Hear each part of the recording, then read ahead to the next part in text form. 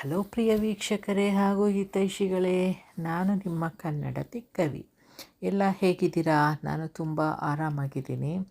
ಇವತ್ತು ಸ್ವಲ್ಪ ಬ್ಯುಸಿ ಆದೆ, ಅದರಿಂದ ಯಾವ ರಂಗೋಲಿ ತೋರಿಸೋದು ಅಂತ ಯೋಚಿಸ್ತಾನೇ ಇದ್ದೆ ಬೆಳಗ್ಗೆಯಿಂದ. ಆಮೇಲೆ ತುಂಬ ಟಯರ್ಡ್ ಆಗೋಗಿತ್ತು ಅಂತ ಹಾಗೆ ಮಲ್ಕೊಬಿಟ್ಟೆ. ಎಲ್ಲ ಮಧ್ಯಾಹ್ನ ಇದು ಮಾಡಿ ಒಂದು ಸ್ವಲ್ಪ ಹೊತ್ತು, ಒಂದು ಕಾಲು ಗಂಟೆ, ಒಂದು ಅರ್ಧ ಗಂಟೆ ಅಷ್ಟೇ. ಆಮೇಲೆ ಈಗ ಇದನ್ನು ವಿಡಿಯೋ ಮಾಡಿ ಈಗ ವಾಯ್ಸ್ ಓವರ್ ಈಗಲೇ ಕೊಡ್ತಾಯಿದ್ದೀನಿ. ಇವತ್ತೊಂದು ಡಿಸೈನು ಹಬ್ಬಗಳಲ್ಲಿ ಹಾಕೋದಕ್ಕೆ ತುಂಬಾ ಚೆನ್ನಾಗಿರುತ್ತೆ.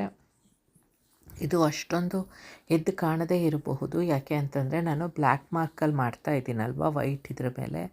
ನನ್ನ ಹತ್ರ ರಂಗೋಲಿ ಪುಡಿ ಇಲ್ವಲ್ಲ, ಅದಕ್ಕೇ ಅದು ತೋರಿಸೋದು ಸ್ವಲ್ಪ ಇರ್ಸು ಮುರ್ಸು ಅಂದರೂ ಆದಷ್ಟು ಇದಾಗಿ ಮಾಡಿದ್ದೀನಿ.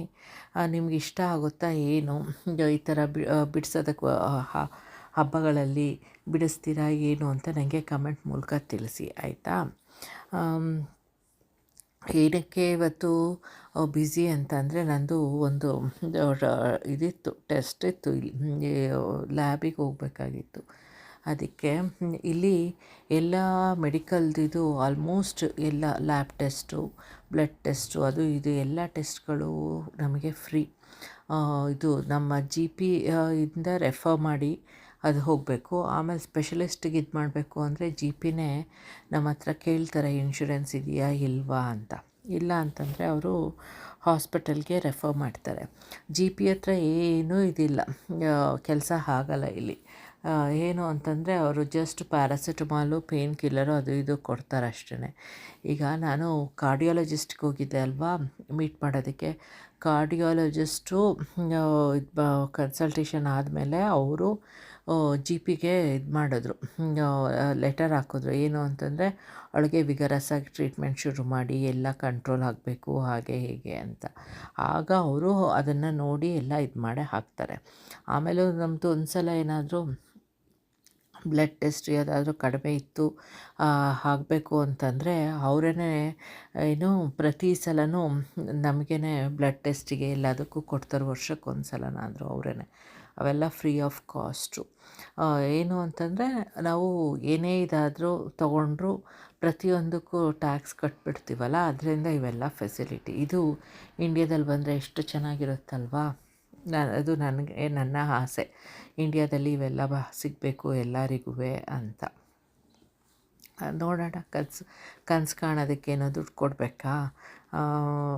ಅಂದರೂ ಏನೋ ಇಂಡಿಯಾ ಅಂತಂದರೆ ತುಂಬಾ ಒಂಥರ ಖುಷಿ, ಆಸೆ ಎಲ್ಲ. ಇಂಡ್ಯಾಗೆ ಬರಬೇಕು, ಎಲ್ಲ ಇದು ಮಾಡಬೇಕು, ಅಲ್ಲೇ ಇರಬೇಕು ಸ್ವಲ್ಪ ದಿನ ಅಂತ ಅನಿಸುತ್ತೆ. ನೋಡೋಣ ಯಾವಾಗ ತುಂಬ ದಿನಕ್ಕೆ ಬರ್ತೀನೋ ಅಂತ.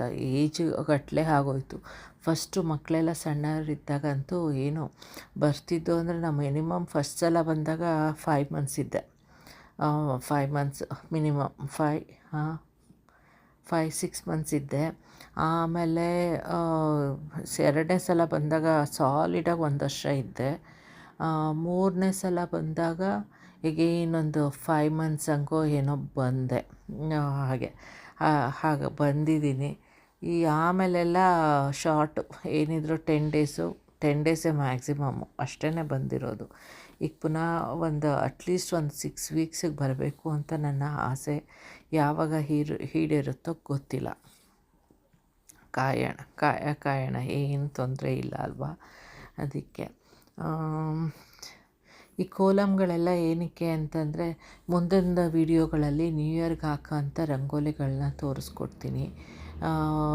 ಇದು ಮಾಡೋಣ. ಒಂದು ಸ್ವಲ್ಪ ಡಿಸೈನು ಹೊಸದಾಗಿ ಹೇಗೋ ಬೇರೆ ಥರ ಕಾಣೋದಕ್ಕೆ ಟ್ರೈ ಮಾಡ್ತೀನಿ. ಆಮೇಲೆ ಏನಾದರೂ ರಂಗೋಲಿ ಪುಡಿ ಎಲ್ಲ ನನಗೆ ಸಿಕ್ಕಿದ್ರೆ ಅದನ್ನು ಖಂಡಿತವಾಗ್ಲೂ ತೊಗೊಂಡು ಬಂದು ಹಾಕೋದಕ್ಕೆ ಟ್ರೈ ಮಾಡ್ತೀನಿ, ನಿಮಗೆ ತೋರಿಸೋದಕ್ಕೆ. ಅದು ತುಂಬಾ ಆಸೆ ಇದೆ ಆ ಥರ ಮಾಡೋದಕ್ಕೆ. ಇಲ್ಲಿ ರಂಗೋಲಿ ಪುಡಿ ಎಲ್ಲ ಸಿಗಲ್ವಲ್ಲ, ಅದಕ್ಕೆ ಸ್ವಲ್ಪ ಕಷ್ಟ ಆಗ್ತಾಯಿದೆ. ಈಗ ಯಾವ ಡಿಸೈನ್ ಹಾಕೋದು ಏನು ಅಂತ ಹೋಗ್ತಿದೆ. ಬತ್ತಳಿಕೆಯಲ್ಲಿ ಬಾಣಗಳು ಖಾಲಿ ಆದ ಥರ ಆಗೋಗಿದೆ ಬರ್ತಾ ಇದ್ದಿದ್ದು ರಂಗೋಲಿ ಎಲ್ಲ. ಅದನ್ನೇ ಈಗ ಬರೋ ರಂಗೋಲಿನೇ ಮಾಡಿರೋದನ್ನೇ ಸ್ವಲ್ಪ ಆ ಕಡೆ ಈ ಕಡೆ ಲೈನ್ ಮಾಡಿ ತೋರಿಸ್ತಾ ಇದ್ದೀನಿ ನಿಮಗೆ. ಇದೆಲ್ಲ ಒಂದು ಸೇಮೇ ಅಲ್ವಾ? ಈ ಲೈನ್ಗಳು ಒಂದು ಲೈನ್ ಸೇರಿಸಿದ್ರೆ ಇನ್ನೊಂದು ಇದು ಡಿಸೈನ್ ಚೇಂಜ್ ಆಗುತ್ತೆ, ಒಂದು ಲೈನ್ ಬಿಟ್ಟರೆ ಇನ್ನೊಂದು ಡಿಸೈನ್ ಚೇಂಜ್ ಆಗುತ್ತೆ, ಆ ಥರ ಅಷ್ಟೇ.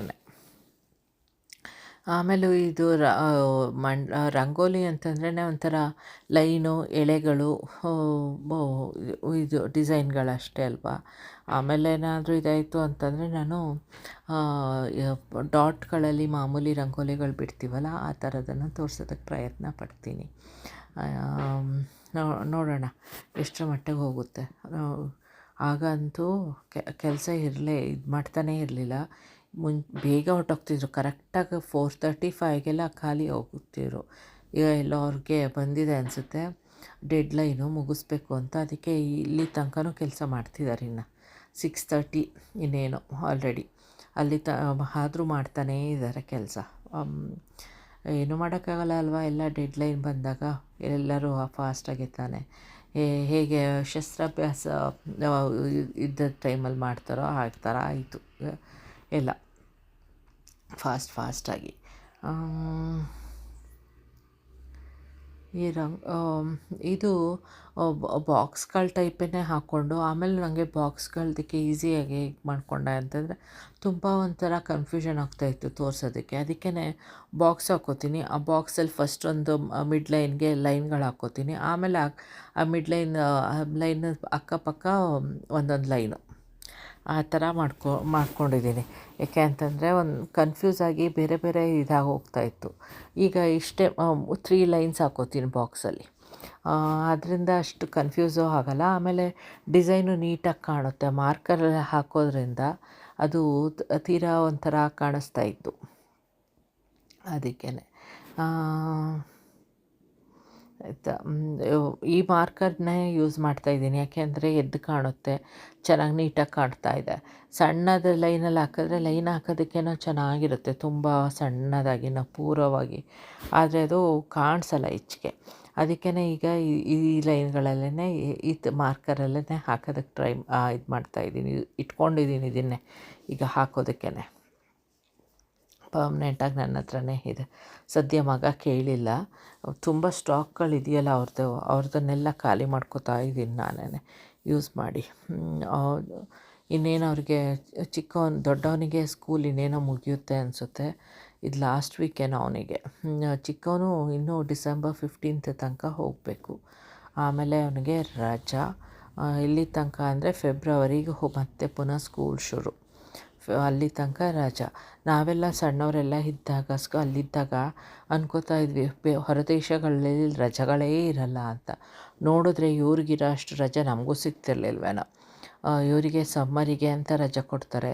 ಆಮೇಲೆ 2 months ಒಂದು ಟರ್ಮ್ 4 ಟರ್ಮ್ಸ್ ಇರುತ್ತಲ್ವ. ಈಚ್ ಟರ್ಮ್ ಆದಮೇಲೂ 15 days ಹಾಲಿಡೇಸು. ಅದರ ಮಧ್ಯೆ ಇವ್ರದ್ದೇ ಏನೇನೋ ಆ್ಯನಿವರ್ಸರಿಗಳು, ಅದು ಇದು, ಕ್ವೀನ್ ಬರ್ಡೇ ಎಲ್ಲ ಇರುತ್ತಲ್ಲ, ಅದಕ್ಕೆ ಬೇರೆ ರಜಾ. ಅವೆಲ್ಲ ಒಂದು 15 ದಿನ ಸಿಕ್ಬಿಡುತ್ತೆ ಎಲ್ಲ ರಜೆಗಳನ್ನೂ ಸೇರಿಸಿದ್ರೆ. ಆಮೇಲೆ ಸ್ಯಾಟರ್ಡೆ ಸಂಡೇ ಸ್ಕೂಲು ಇರಲ್ಲ, ಏನೂ ಇರಲ್ಲ. ಅಲ್ಲಿಗೆ ತುಂಬಾ ಒಂಥರ ಜೋವಿಯಲು. ಈಗ ಒಂದು ಸ್ವಲ್ಪ ಪರವಾಗಿಲ್ಲ, ಏನು ಸಬ್ಜೆಕ್ಟು ಅವೆಲ್ಲ. ಆದರೆ ಇಷ್ಟು ದಿನ ಇತ್ತು ಎಲ್ಲ ಹೇಳೋದ್ರ ಪ್ರಕಾರ ನ್ಯೂಜಿಲ್ಯಾಂಡದು ಸ್ಟ್ಯಾಂಡರ್ಡ್ ಓದೋದು ಕಡಿಮೆ ಅಂತ. ಆದರೆ ಎಲ್ಲ ಮಕ್ಕಳು ಇಂಟೆಲಿಜೆಂಟ್ ಇರೋ ಮಕ್ಕಳೆಲ್ಲ ಕೇಂಬ್ರಿಡ್ಜು ಅದು ಬೇರೆ ಇದ್ರದ್ದು ತೊಗೋತಾರಲ್ಲ, ಅದರಿಂದ ಏನು ತೊಂದರೆ ಆಗಲ್ಲ. ನನ್ನ ಮಗನೂ ಓದ್ತಾ ಇರೋದು ಕೇಂಬ್ರಿಡ್ಜ್ಗೆ. ಅದಕ್ಕೇ ಟ್ರೈ ಮಾಡ್ತಾ ಇದ್ದಾನೆ, ಸ್ಕಾಲರ್ಶಿಪ್ಪು ಎಲ್ಲ ತೊಗೋಬೇಕು ಅಂತ. ನೋಡೋಣ, ಇನ್ನೂ ಇದೆಯಲ್ಲ ಟೈಮು. ಅದಕ್ಕೆ ಇನ್ನೂ 2 ವರ್ಷ ಇದೆ ಅವನು ಪ್ರಿಪೇರ್ ಆಗೋದಕ್ಕೆ, ಮಾಡೋದಕ್ಕೆ. ಆಯಿತಾ. ಈ ರಂಗೋಲಿ ಮಾಡುವಾಗ ಒಂದು ತಪ್ಪು ಮಾಡಿದೆ, ಆದರೆ ಆ ತಪ್ಪನ್ನೇ ಹಾಗೆ ನಾನು ಗೊತ್ತಾಗದೆ ಥರದಲ್ಲಿ ಸರಿ ಮಾಡಿಕೊಂಡೆ ಅಂತಂದರೆ, ಒಂದು ಲೈನು ಹಾಕಬಾರ್ದು ಮಧ್ಯ ಕಡೆ ಹಾಕ್ಬಿಟ್ಟಿದ್ದೆ, ಅದನ್ನು ಇನ್ನೊಂದು ಥರ ಡಿಸೈನ್ ಮಾಡಿಕೊಂಡೆ ಅಷ್ಟೇ. ಏನೇ ಇದು ಮಾಡಿಕೊಂಡ್ರು ನಾವು ಅದನ್ನು ತಿದ್ಕೊಂಡು ಡಿಸೈನ್ನೇ ಇನ್ನೊಂದು ಥರ ಮಾಡ್ಕೋಬೋದಲ್ವ, ಅದೇ ಅಡ್ವಾಂಟೇಜು. ನೋಡಿ ಹೇಗೆ ಕಾಣಿಸ್ತಾ ಇದೆ. ಇದು ಇಲ್ಲಿಗೆ ಮುಗೀತು ಈ ರಂಗೋಲಿ. ಚೆನ್ನಾಗಿ ಕಾಣಿಸ್ತಿದೆಯಾ ಏನು ಅಂತ ನೀವೇ ನನಗೆ ಹೇಳಿ ಕಮೆಂಟ್ ಮೂಲಕ.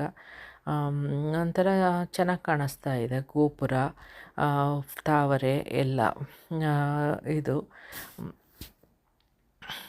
ಇಲ್ಲಿಗೆ ಇವತ್ತಿನ ವಿಡಿಯೋ ಮುಗಿಸ್ತಾ ಇದ್ದೀನಿ. ನಾಳೆ ಇನ್ನೊಂದು ಡಿಸೈನ್ ಜೊತೆ ಮಂಡಲ ಜೊತೆ ಸಿಗೋಣ. Bye, take care, see you, love you all.